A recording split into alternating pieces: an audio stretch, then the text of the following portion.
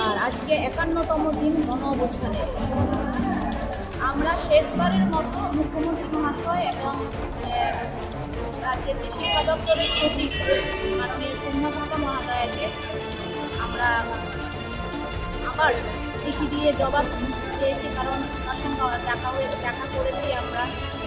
উনি বলেছিলেন যে 16 তারিখের মধ্যে 16 জানুয়ারির মধ্যে আমাদেরকে চিঠি দিয়ে জানাবেন আমাদের চাকরির ব্যাপারে। আমরা যা যা জানতে চেয়েছি, আমরা ঘুমেছিলাম, আমাদের চাকরি চলে গেছে, আমাদের বলার সুযোগ দেওয়া হয়নি। কীভাবে চাকরিটা গেল, কেন আমরা বলার সুযোগ পেলাম না, সেই বিষয়ে আমরা নানা রকম প্রশ্ন ওনার কাছে গিয়েছিলাম। উনি বলেছেন যে 16 তারিখের মধ্যে আমরা 8 জনকে চিঠি দিয়ে জানাবেন, কিন্তু তিনি জানাননি। এবং শিক্ষা দপ্তরে 5 থেকে 6 বারও আমরা গেছি, কোনো রকম আশা পাইনি, বারবারই হতাশ হয়েছি, নিরাশ হয়েছি, কোনো রকম সদুত্তর পাইনি। তারপর আবার রাজ্যের মুখ্যমন্ত্রী মহাশয় আমাদেরকে গত অক্টোবরের 3রা অক্টোবর আমাদেরকে ডেকে বলেছিলেন যে আমাদের 2 মাসের মধ্যে একটা স্থায়ী ব্যবস্থা করবেন। অক্টোবর, নভেম্বর, ডিসেম্বর চলে গেলাম, আমাদের জানুয়ারি শেষ হয়ে যাচ্ছে। আমাদের রাজ্য সরকার প্রধান এখন পর্যন্ত মুখটা খোলেননি, এখন বলছেনও না।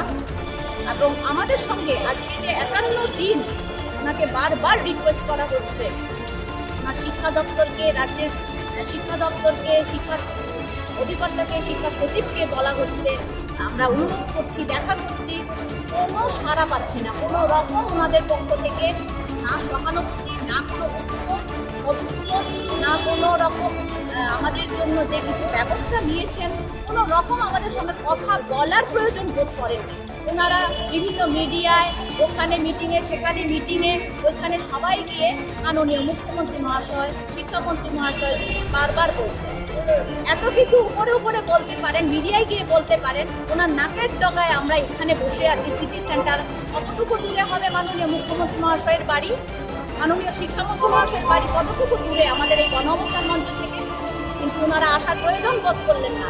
এখন পর্যন্ত আমাদের কতজন শিক্ষক শিক্ষিকা মারা যাচ্ছেন, এই গণ অবস্থান চলাকালীন সময়ে আমাদের 2 জন শিক্ষক শিক্ষিকা আত্মহত্যা করেছেন, এবং আরও গতকালও একজন স্যার মারা গেলেন। এইভাবে আমাদের মৃত্যু মিছিল, আজকে 84 জন শিক্ষক শিক্ষিকা মারা গেছেন।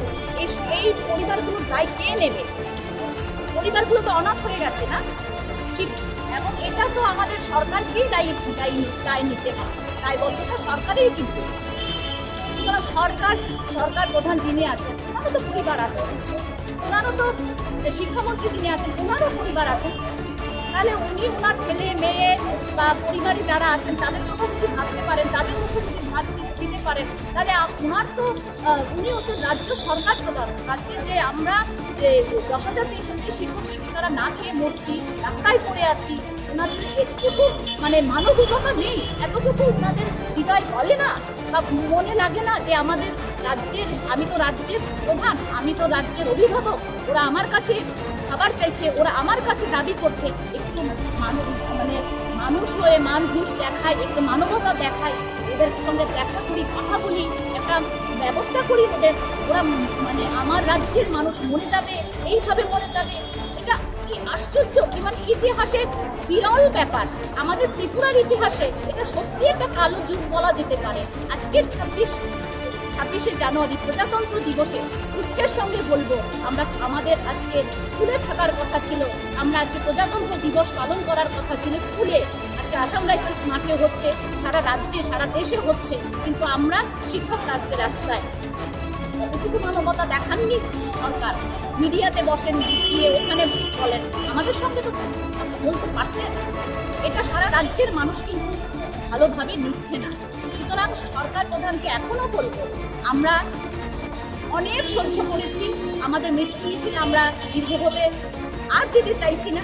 আমরা এবার চাকরি চাই, কারণ গত এতদিন ধরে অনুনয় বিনয় করে আসছি, সরকারের মন বলছে না, সরকার কোনো রকম পদক্ষেপ নিচ্ছে না আমাদের জন্য।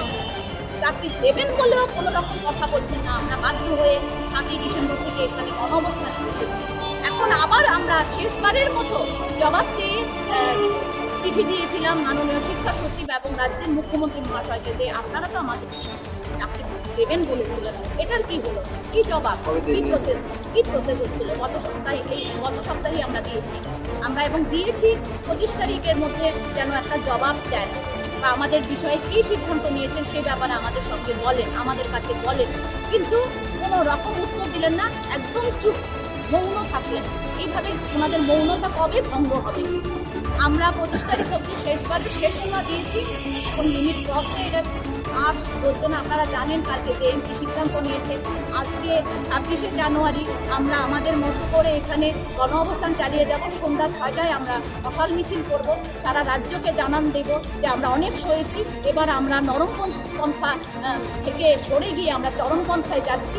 আগামীকাল 11টায় মুখ্যমন্ত্রীর উদ্দেশ্যে আমরা বেরোবো যে উনি এতদিন আমরা অনেক অনুনয় বিনয় করেছি, জবাব চেয়েছি চিঠি দিয়ে, কোনো রকম উনি সাড়া দেননি। ফলে আমরা সবাই বেরোবো কালকে সকাল 11টায়। মুখ্যমন্ত্রী যেখানেই থাকেন সেখানেই আমরা ওনার কাছে যাবো এবং জবাব চাইবো যে আমাদের হবে কি করছেন। আমরা আপনারই রাজ্যের জনগণ, আমরা আপনারই রাজ্যের চাকরিচ্যুত শিক্ষক, আমাদের ব্যবস্থা করুন এবং যারা মারা গেছেন এখন পর্যন্ত 84 জন, তাদের পরিবারকে একটা করে ড্রাইভিং লাইসেন্সের চাকরির ব্যবস্থা